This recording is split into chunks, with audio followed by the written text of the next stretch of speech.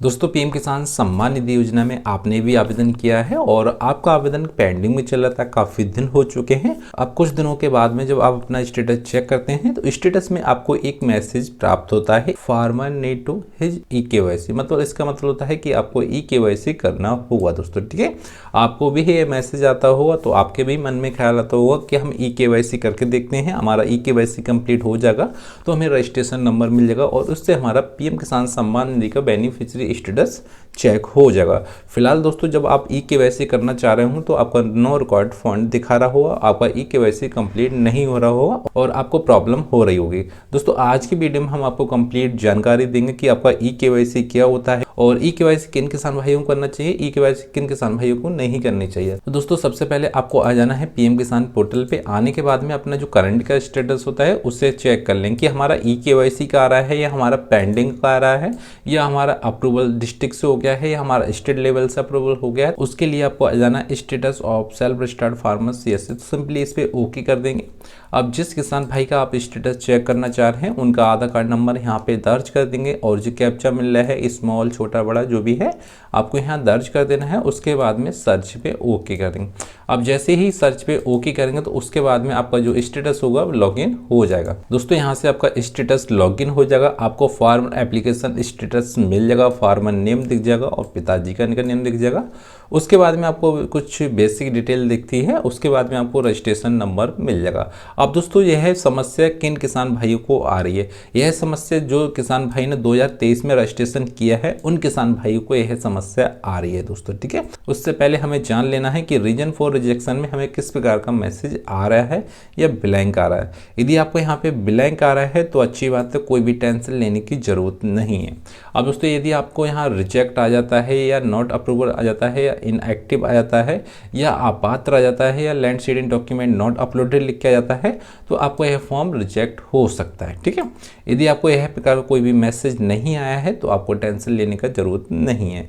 कुछ किसान भाई का यहाँ फिलहाल ओके लिख के आता है, वैलिड लिख के आता है या अप्रूवल लिख के आता है तो उनका फॉर्म अप्रूवल हो जाएगा, ठीक है। दूसरा आता है दोस्तों यहाँ पे स्टेटस में आपको देख लेना है, कुछ किसान भाई का यहाँ पे पेंडिंग फॉर अप्रूवल आता है, ठीक है। पेंडिंग फॉर अप्रूवल आएगा, फॉर डिस्ट्रिक्ट आएगा या ब्लॉक से पेंडिंग दिखेगा या आपको स्टेट लेवल पे पेंडिंग दिखेगा।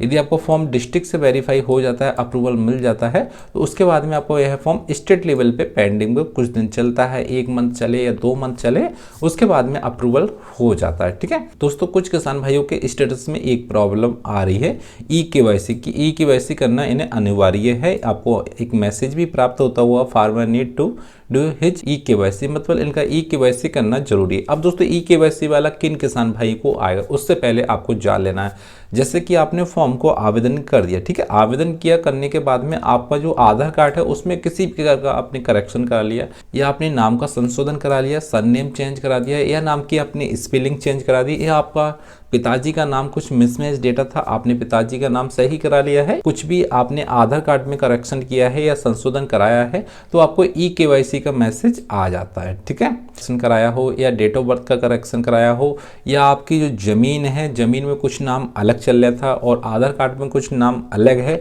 और या बैंक की किताब में आपका नाम कुछ अलग है तो इस प्रकार आपका ई-केवाईसी का यहाँ पे कॉलम आ जाता है, ठीक है। फिलहाल यह कॉलम कुछ किसान भाई को आता है जिनका आधार कार्ड में नाम मिसमैच डेटा शो करता है या नाम का कोई भी करेक्शन करा लेते हैं फॉर्म ऑनलाइन करने के बाद में तो उनको ई-केवाईसी का ऑप्शन यहाँ आता है। दोस्तों हम जैसे ही पीएम किसान पोर्टल पे आते हैं और यहाँ से अपना ई-केवाईसी देखते हैं कि हमारा ई-केवाईसी कंप्लीट होने के बाद में हमारा फॉर्म अप्रूवल हो जाता है या नहीं होता है तो सिंपली उसके लिए आपको ई-केवाईसी पे आ जाना है, ठीक है। ई-केवाईसी पे आने के बाद में आपको यहाँ पे ओटीपी बेस्ड ई-केवाईसी होगा। अब इसका भी आपको मतलब जान लेना है दोस्तों, यह ओटीपी बेस्ड ई-केवाईसी होता है कि आपके आधार कार्ड पे जो मोबाइल नंबर लिंक है उस पर आपका ओटीपी जाएगा, 1 टाइम पासवर्ड जाएगा, ठीक है। 1 टाइम पासवर्ड जाएगा, 6 अंकों का पासवर्ड होगा या 4 अंकों का पासवर्ड होगा, वो आपको यहाँ दर्ज कर देना है। पहले आपको आधार कार्ड नंबर डालना है, उसके बाद में आप सर्च पे ओके करेंगे। अब दोस्तों जैसे ही आप यहाँ पे आधार कार्ड सर्च पे ओके करेंगे तो उसके बाद में आपका आधार कार्ड लिंक मोबाइल नंबर पे एक ओटीपी आएगा, वो ओटीपी आपको यहाँ दर्ज कर देना है। उसके बाद में आपका ई-केवाईसी कंप्लीट हो जाएगा। फिलहाल आपका ई-केवाईसी कंप्लीट होता है नहीं होता है, फिलहाल आपको यहाँ पे आधार कार्ड को नंबर को दर्ज कर देना है और उसके बाद में सर्च पे ओके करना है। ठीक है, हम एक किसान भाई का यहाँ से आधार कार्ड नंबर डाल के देखते हैं क्या मैसेज इनका आता है। तो सिंपली यहाँ आधार कार्ड नंबर डालेंगे। दोस्तों हमने आधार कार्ड नंबर को डाल दिया है और यहाँ से सर्च पे ओके करके देखते हैं।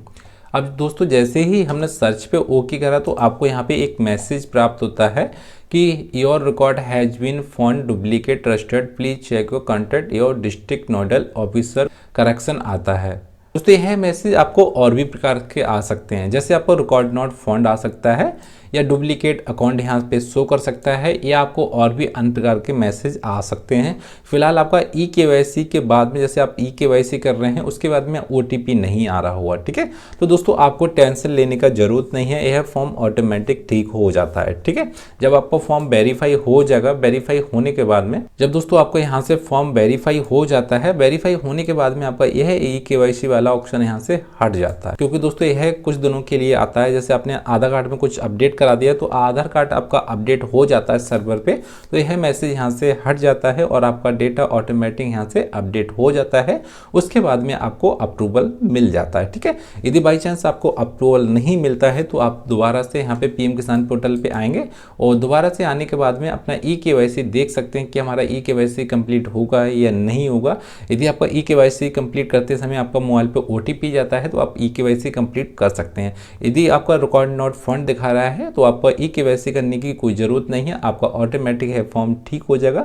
कुछ दिन का वेट कर लें दोस्तों। ठीक है दोस्तों, यदि आपके फॉर्म में और किसी प्रकार की कमी आती है, जैसे बेनिफिशियरी स्टेटस चेक नहीं हो रहा है, या आपका लैंड सीटिंग की समस्या आती है, या आधार कार्ड की सीटिंग की समस्या आती है, ऐप टू प्रोसीड नो आ रहा है, तो आप हमारे वीडियो के डिस्क्रिप्शन में अपना मैसेज जरूर छोड़ सकते हैं और उस मैसेज का जवाब आपको 100% दिया जाएगा और जो भी आपकी समस्या होती है उस समस्या का सॉल्यूशन किया जाएगा। और दोस्तों वीडियो पसंद आए तो प्लीज चैनल को सब्सक्राइब करना ना भूलें और बेल आइकन को प्रेस कर दें। दोस्तों फिर मिलते हैं अगली वीडियो में, उसके लिए दोस्तों जय हिंद, जय भारत दोस्तों।